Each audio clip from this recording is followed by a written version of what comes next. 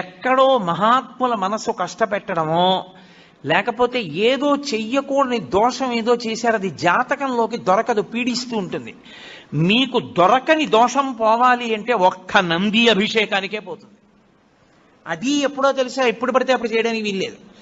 త్రయోదశి నాటి సాయంకాలం శివాలయంలో శివలింగానికి పొద్దున్న అభిషేకం అయిపోతుంది కాబట్టి అలంకారం చేసేసి రుద్రాధ్యాయంతో నందీశ్వరుడికి అభిషేకం చేస్తారు. అభిషేకం చేసి నంది మూర్తినంతటినీ కడిగి అలంకారం చేసి చందనం బొట్టి బొట్టు పెట్టి నందీశ్వరుడికి శివలింగానికి ఏకకాలంలో హారతిత్తితే సమస్త దోషములు ఉపశాంతి పొందుతాయి. ఒక్క త్రయోదశి నాడే, ఇక ఇంకొక రోజు లేదు దానికి.